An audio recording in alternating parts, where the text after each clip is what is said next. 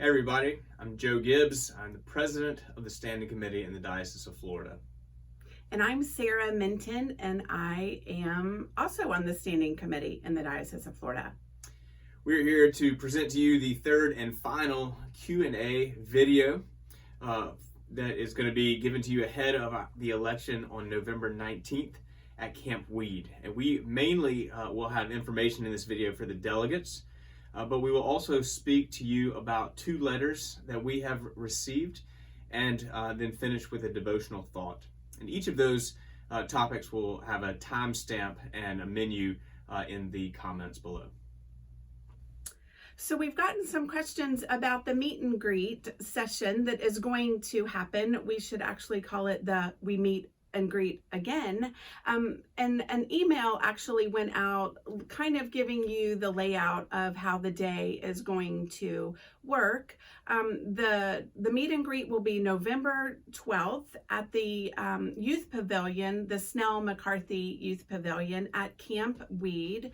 The day will begin at 10 a.m. with a devotion, and the Transition Committee has actually invited the New Beginnings music team to lead us in song. After some reintroductions, the three candidates will be asked a couple of pre-thought out questions that the Transition Committee has come up with. And then the floor will be open so that people will have a chance to ask their questions. And if you're watching live on the YouTube channel, you will also be able to ask your questions.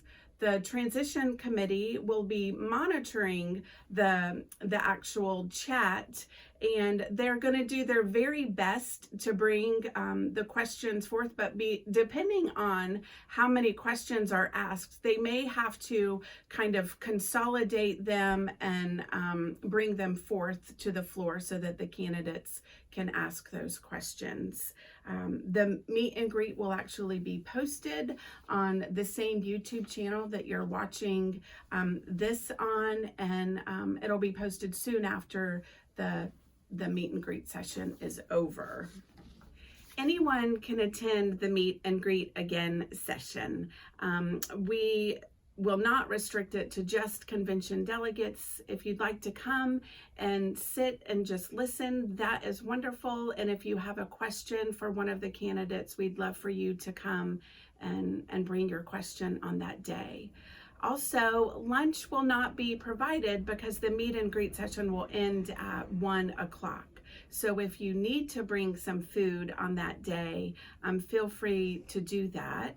We will provide some snacks and drinks for you. And also, we won't be providing transportation for that day. We've gotten a question or two about COVID precautions for this special convention.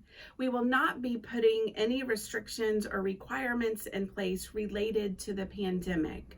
We encourage everyone to take whatever personal precautions they deem to be in their own best interest, and that everyone please respect the decisions that others make. So next, lay delegates. Well, several parishes have asked us how they replace delegates who have moved away or who are deceased. Now, this obviously is only an issue if the parish's alternate delegates also are unable to attend. The diocesan canons are very clear on how to select delegates at annual parish meetings, but the diocesan canons are silent on how to replace delegates between the parish meeting and the annual convention or a special convention. So by our own rules, where our canons are silent, we defer to Robert's Rules of Order. And in this case, Robert's Rules calls for an appointment by an executive board. Our chancellor has stated that this means that in the period between parish meetings, a parish vestry can elect a delegate. So the vestry who is needing to replace a delegate should call a vestry meeting and vote on a member of the parish who is willing to serve and who is able to come to Camp Weed on November 19th for the election. And once that election on a parish level is made, the rector or the warden should call Sue Ingeman at the diocesan office and notify her about the registration so they can coordinate. Now, speaking of registration, Sarah, when is it going to close? I'm glad you asked, Joe. It's not going to close. If you are a lay or clergy delegate and have not registered yet, we urge you to please go to the diocesan website and register today. You can pause this video and go register right now, or you can use the link that is connected to this email. We will allow registration until the call to order at Camp Weed at 9:30 on the 19th. We'd love for you to pre-register, but if you don't, you can come and register on that day. If you have time to watch this video, you certainly have time to register. So please go and do it so that we can make sure we prepare enough seating for everyone. Now, who can come? We are so grateful to Randy Winton and the staff at Camp Weed for accommodating us to have this election, because Camp Weed is neutral territory. We all love it. But the drawback is that there's really very little in the way of extra rooms for hospitality and such. And so for that reason, the only ones who should come to the election on November 19th are lay and clergy delegates and appointed volunteers or contractors. If you feel like you are an exception, then please contact us directly at the standing committee email, which is in the email that you received this video link. Now, for example, someone who might need to be a guest. If there is a delegate who cannot attend unless someone comes with them for reason of medical necessity, then we would want them to come and attend and bring an aide. We would just want to know ahead of time that that aide was coming. So again, contact us directly and then we'll coordinate with Sue Ingeman to work out the registration details. So next, I want to talk to you about 2 letters that we have received. The Standing Committee received 2 letters with many signatures, including on both letters convention delegates, clergy and lay, and they both represent multiple parishes. And both letters have been attached to this email so that delegates can come to the convention informed.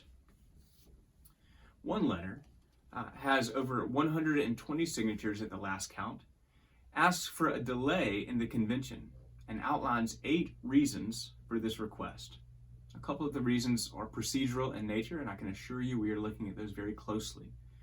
Others of the reasons have to do with observations about the climate of the diocese right now, or the operations of the diocese. And the second letter responds directly to the first letter on each point. That letter has over 200 signatures and asks for the election to be held. What this means, of course, is that there is disagreement about how to move forward in this moment. In many cases, the disagreement brings deep emotion and strong conviction with it. But what this does not mean is that we're not friends. This does not mean that we don't love each other or respect each other or value each other's ministry. It just means we disagree. In fact, at our best, this disagreement gives us an opportunity to acknowledge the pain and the urgency that we each feel in this tense moment. The Standing Committee does not take any pleasure in making decisions that disappoint or anger any portion of our diocese. And though I would not presume to speak for our bishop, I do think I can safely say that he feels the same way. But you can see that any action that we take is going to please one group and disappoint another. And so for our part, we, the Standing Committee, are simply fixing the procedural concerns that were outlined by the Court of Review. And we're seeking to satisfy the bishop's original call for the election of a bishop coadjutor.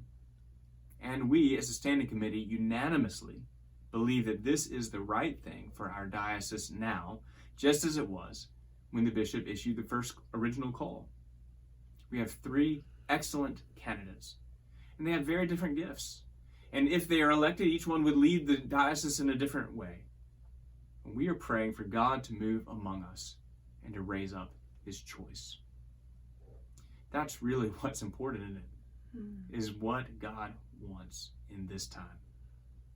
The nature of this particular moment is that it is impossible that we all get what we want. This is the time for us to let the world know that we are Christians by our love. And that brings us to the devotional thought that I want to close with. I've been thinking a lot about Acts chapter 15. If you've read Acts chapter 15, you know that that's where we see the Jerusalem Council.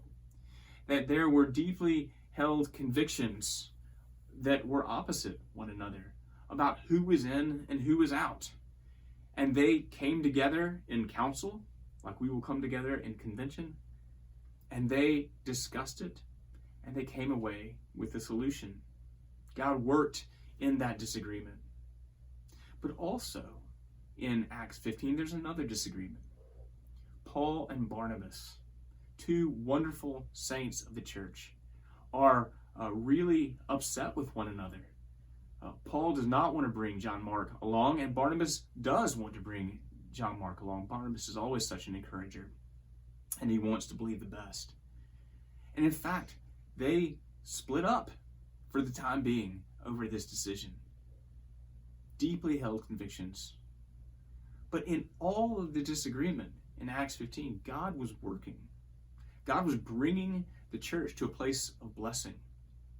Paul ended up, of course, writing so much of the New Testament. And yet, John Mark ended up hooking up with Peter.